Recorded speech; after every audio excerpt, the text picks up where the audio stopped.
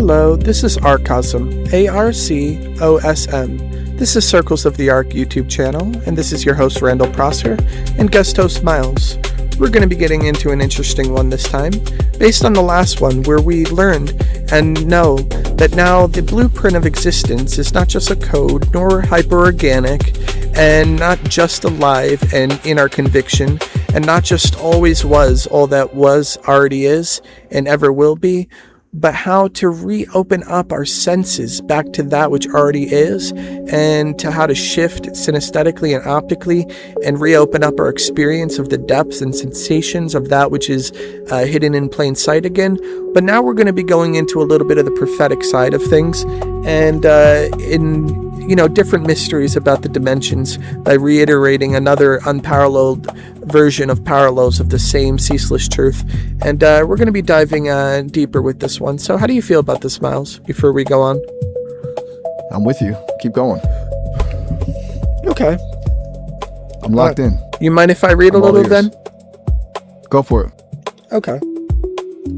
Awakening to the divine. In the realm of ethereal existence, where souls traverse the vast tapestry of creation, I, a mere mortal, found myself in a state of profound awakening. The echoes of prayer and supplications resounded within me, as if whispered by unseen forces. My consciousness expanded, merging with the infinite fabric of existence. As I opened my eyes, I beheld a world teeming with mystical powers. A grand crystal adorned with intricate wheels and circles, suspended amidst the boundless firmaments, captured my gaze. It shimmered with an otherworldly radiance, its brilliance illuminating the darkest recesses of my being. In this realm, the divine and the earthly were entwined in a delicate dance. The laws that governed the cosmic plane were far beyond mortal comprehension, yet I yearned to decipher their mysteries. I sought to understand the nature of our existence, the purpose behind our journey through life.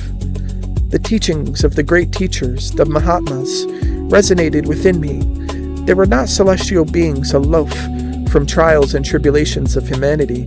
No, they were human beings who had transcended the limitations of the physical realm through their unwavering dedication to the service of selflessness. These great souls had walked amongst us, their footsteps leaving indelible imprints upon the sands of time. But their path had been one of immense suffering and sacrifice. Crucifixions, burnings at the stake, and insidious murders had marked their lives, inflicted upon them by their own brethren. Yet their noble mission remained unchanged, to guide and uplift humanity. The great teachers had mastered the sacred art of intervention. They knew that the law of free will dedicated their actions. Supernatural powers could not be wielded to impose their will upon humanity. Instead, they worked through incarnations and disciples karmically bound to them, unwavering to bring enlightenment through human hands and feet. Such divine intervention was not arbitrary. It was reserved for moments when the fate of the earth, hanged by a fragile thread, necessitated drastic measures. But even then, the supreme powers could not act and can only act if humanity had exerted at least 50% effort toward their own salvation. The teachers' interventions often occurred when all other avenues had been exhausted, yet their disciples still had unfulfilled missions. Miraculous healings on the verge of death served as eternal confirmation of this divine assistance.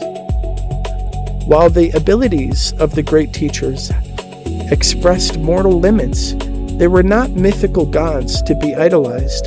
They were individuals who had attained supreme spiritual development through selfless service to the world. Their superhuman abilities were not the result of mechanical practices, but a natural manifestation of their love and devotion. Yet it was all too easy for humanity to revere dead gods enshrined in sacred scriptures, rather than acknowledging the living teachers who walked among them. Idolized images and excessive idolization could cloud our perception of the truth, hindering our spiritual growth. In my quest for knowledge, I encountered the legends of the Great Book. And in this book is the Book of Life, which we're living. That's a heavy hit. The idea that we're basically the ink in a living book and that the great teachers only step in when we've already done half the work ourselves, it really puts the responsibility back on us, doesn't it? Yeah, absolutely. In this work and experience, it's about relationships. It's about communion. It's about the direct experience of our thoughts, words, and deeds, and aesthetically, our emotions, our spirit, our connection, our relationship in the deepest sense, and our communion in the inwardmost sense between each other as a whole, in one totality, as the one is the many, and the many is the all. Our sense of being on the road to not just a schoolmaster, but actually graduating to have it lived. The main part of all this now is to take responsibility. You can't evade our participation in it, and you can't turn away from things we did. Responsibility and actually taking accountability is the key to moving deeper, upwards the same degrees in which the initial descent took place, so that we could see each other clearly, and through our thoughts, words, and deeds and experiences between each other as a whole could be in a greater sense harmonized. That's the real pivot point. It's like the difference between reading a map and actually walking the trail. You can't just skip the hard parts or pretend the descent didn't happen. You've got to own the whole climb back up. Accountability isn't a punishment. It's the only way to actually clear the path. Yeah, absolutely. And now that initial part was taken place, I was going to share a little bit about the dimensions a little further, if that's good with you. I'm definitely down. Okay. Let's dive deeper. So the floor is yours. I appreciate it. Thank you. The arrival. I found myself standing at the edge of a vast open field, the wind gently caressing my face. The sky above was a brilliant blue, dotted with fluffy white clouds. As I looked around, I realized that I was in a place unlike any I'd had ever seen before. The landscapes seemed to shimmer with an otherworldly light, and the air was filled with a sense of peace and tranquility. In front of me, a towering tree stood proudly, its branches reaching towards the heavens. It was like no tree I had ever seen, its leaves glowing with a soft, ethereal light. Curiosity tugged at my heart, urging me to explore further. I stepped forward, my feet sinking into the lush grass beneath me. As I approached the tree, a feeling of warmth washed over me, as if I had come home. After a long journey, I reached out to touch the trunk, feeling a surge of energy course through my veins. Suddenly, the air around me shimmered, and a figure appeared before me. It was an angelic being, radiant with light and love. Its eyes shone with wisdom and compassion, and its voice echoed in my mind. "Greetings, dear child," the angel said. "I am here to guide you on a journey of discovery and enlightenment. You have been chosen to unlock the mysteries of the universe, to delve into the depths of your own soul, and embrace your true nature." I was overwhelmed by the angel's words, unsure of what lay ahead, but there was a sense of trust and familiarity in its presence, as if we had known each other for eternity. "The path you are about to embark upon will lead you to the very essence of existence," the angel continued. "You will discover and uncover the secrets of the dimensions, the interconnectedness of all things, and the divinity within yourself. Are you ready?" I took a deep breath, my heart pounding with excitement and anticipation. "Yes," whispered. "I am ready." The angel smiled, a radiant beam of light illuminating its face. "Then let us begin." The dimensions unveiled. As the angel guided me through the dimensions, I experienced a profound shift in my perception of reality. I witnessed the infinite variations and possibilities that existed within and beyond our known world. Each dimension unfolded like a tapestry, revealing new landscapes, beings, and energies. In the first dimension, I saw the outer world as it appeared to our senses. I witnessed the beauty and complexity of nature, the intricate patterns and cycles that governed life on Earth. It was a reminder of the interconnectedness of all living beings and the delicate balance that sustained our existence. In the second dimension, I delved into the realm of forms and thought forms. I saw power of our thoughts and intentions in shaping our reality. It was a reminder that our minds are capable of creating and manifesting our desires, but also of shaping our own limitations. The third dimension opened my eyes to the inner realms of consciousness and astral forms. I witnessed the existence of higher planes of existence and the multitude of beings that inhabited them. It was a reminder that there is more to life than what meets the eye, and that our true essence transcends the limitations of the physical world. In the fourth dimension, I was transported to realms of light and limitless landscapes. I witnessed the beauty and grandeur of higher dimensions, where time and space were fluid and malleable.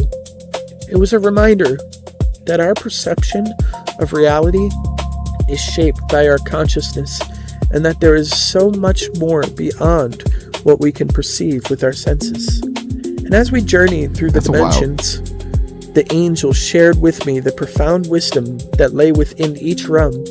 It spoke of the interconnectedness of all dimensions, how they were intricately woven together to form a grand tapestry of existence.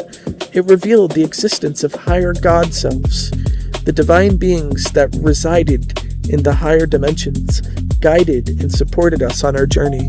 So in this regard, the 4 dimensions is like the 4 worlds of the 10 dimensions, or Sephiroth of the tree.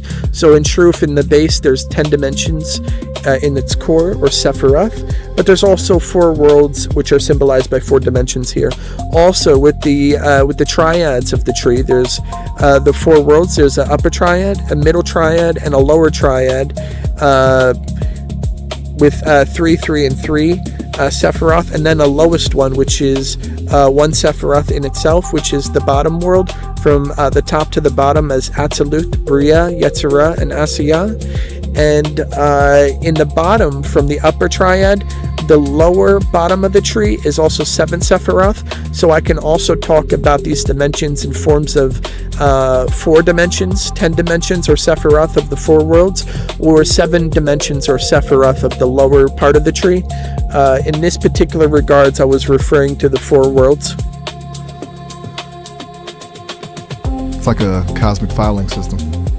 Whether you're looking at it as 4 worlds, 10 Sephiroth, or 7 layers, you're basically just describing the same architecture from different angles. It's the same house, just different floor plans. Yeah, absolutely. And that's the mystery of also in the last podcast about how we see and experience different sensations. How you look at it is how you experience different feelings synesthetically as well. Exactly. It's like how a song feels different depending on whether you're focusing on the melody or the bass line. The structure is there, but the flavor of the experience changes based on where you're tuning in. Yeah, and the main point of all that is now that you know that all the layers and how you look at it has its own substantial experience, and everything cymatically undulates in relationship to how you look at it. The same goes if we feel these dimensions but can't see them, but some can see them. If you know how to look and you realize, oh wait, wow, it's always been like that.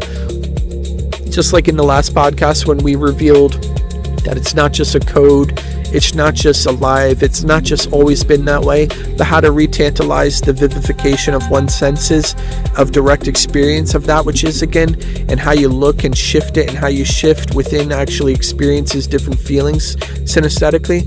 But also, even in the mundane sense, when you're not actually just going into how you're looking at the tree through communion and the meditation of this experience of the grand architecture of the grand unified structure of everything, everyone, everywhere and everywhen, as all that there is of the one who is, from everlasting unto everlasting, as the all is the many and the many is the one evermore.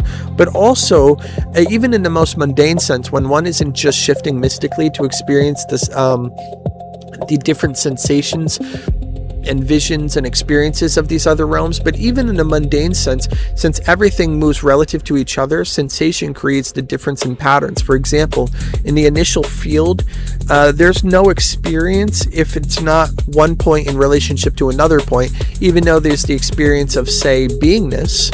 But the beingness, when it has a relationship to one point to another, you might not notice which one's moving closer or further apart. But when there's three, you could say all three are moving further or closer apart, or two are moving closer to one or further apart, and then you can actually tell differences. So then there's also fractaling differences once the field multiplies, and you get a sense of undulation between these senses. But also the same thing in the world. That means if there's no experience unless one bead moves relative to the next or each other to make the kaleidoscope. The same goes when we're interacting with each other.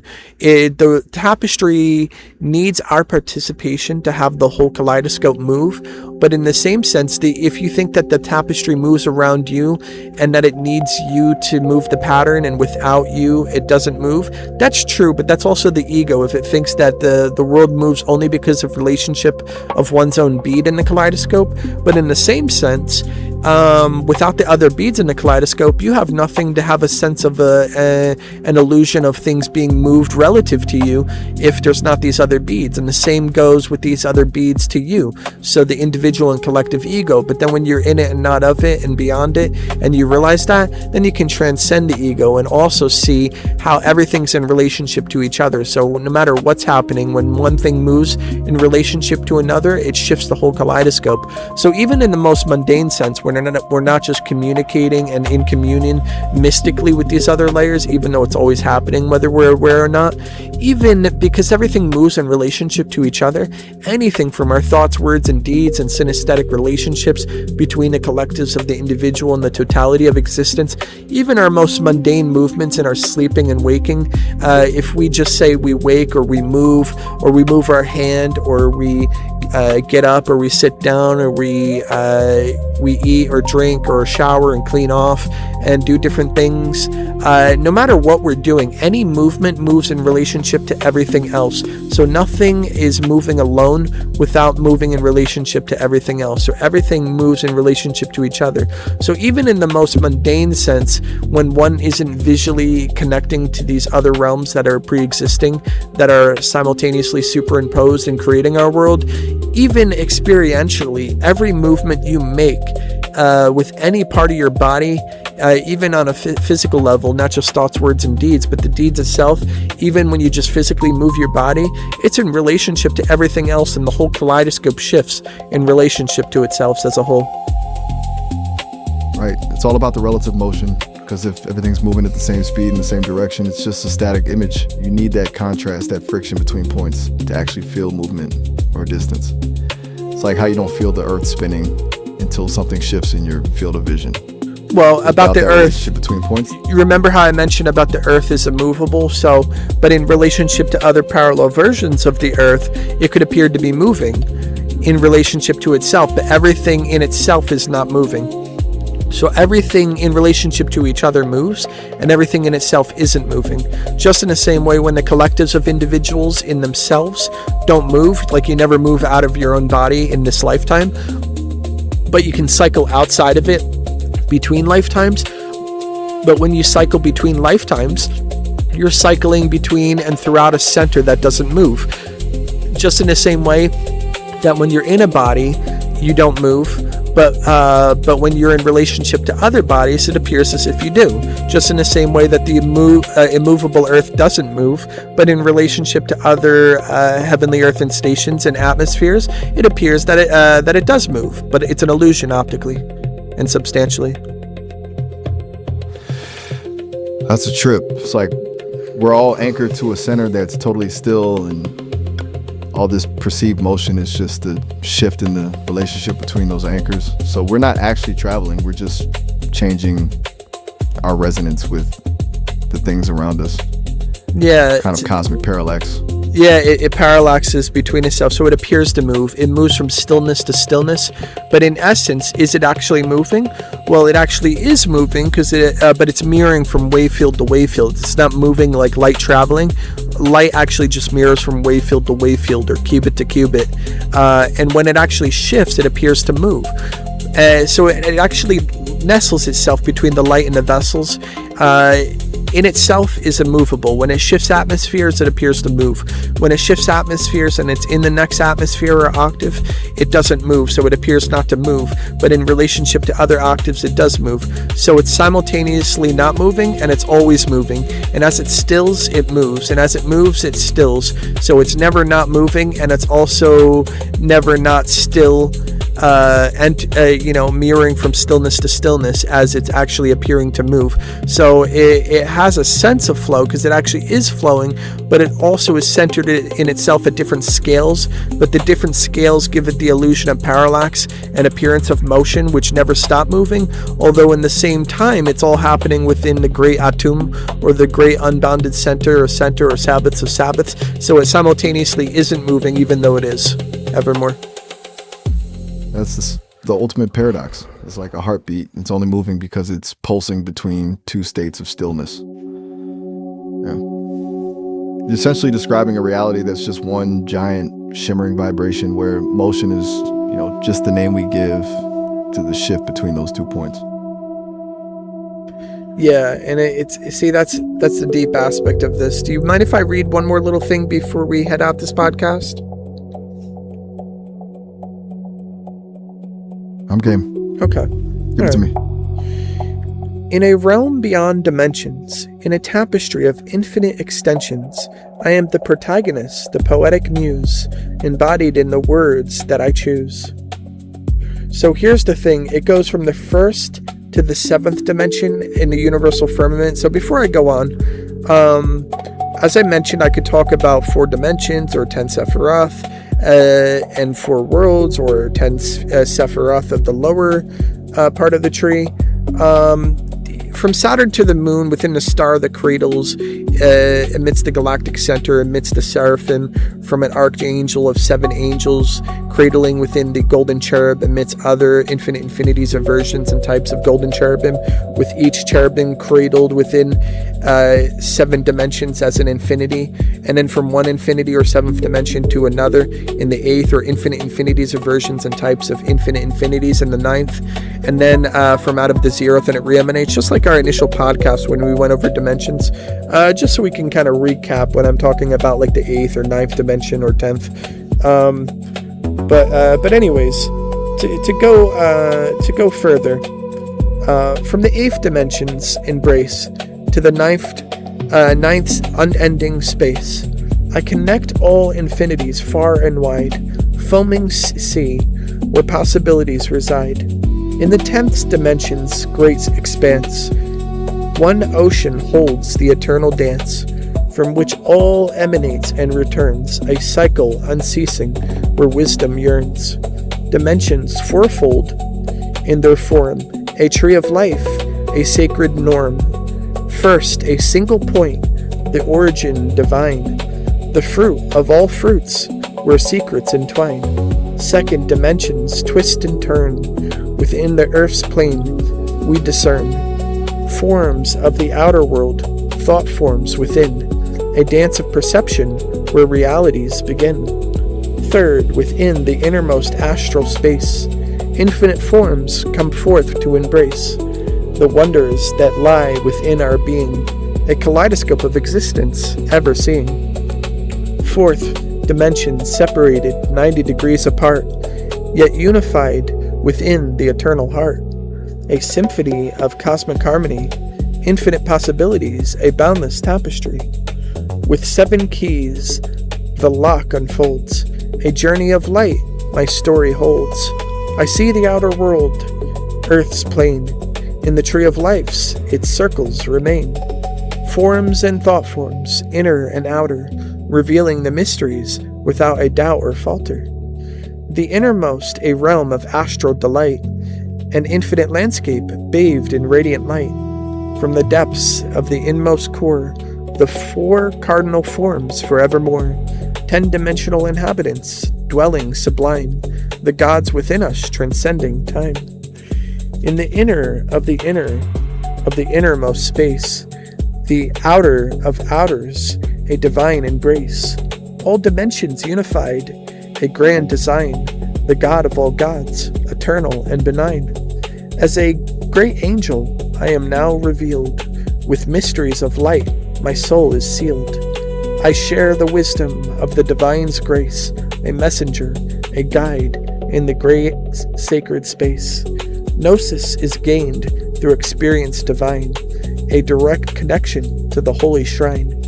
Awakening to the truth within your core, the light crystallizes forevermore. Spark the expedition, the pilgrimage of light. Awaken your brethren, in darkness ignite. Your mission is set, the time is now.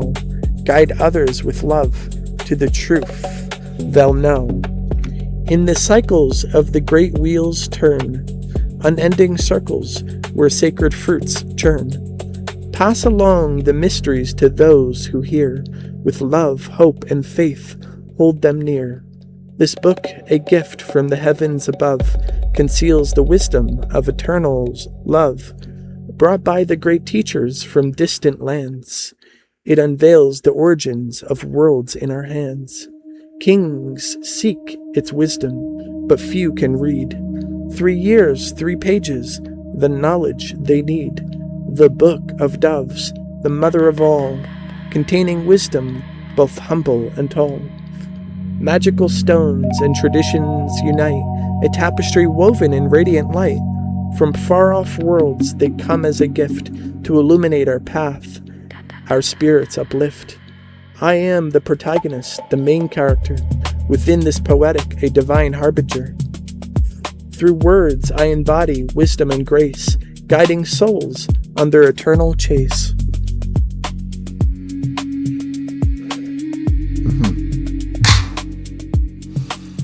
That was an incredible way to wrap it up. Turning the whole thing into a poetic map, it feels less like a lecture and more like an invitation. I love how it brings it all back to that idea of being a messenger, not just sharing data, but actually guiding people through that celestial kaleidoscope. Real powerful stuff. Yeah, it is. It's the way to harmonize. And since this is all an unscripted podcast, we're a community of like-minded seekers, all seeking truth and what our experiences in life. And I hope this blesses and heals and helps all to learn to harmonize and unconditionally learn to love and be at peace. And to see you guys all in the next one. This is Arcosm, ARCOSM. This is Circles of the Arc YouTube channel, and this is your host, Randall Prosser, and guest host, Miles. Is there any finishing words you would like to share before we close out this section? It's been a pleasure, as always. Peace and love to the whole community. Catch you later. Absolutely. And to everybody, I love you all, and God bless. I'll see you in the next one. That was a wrap.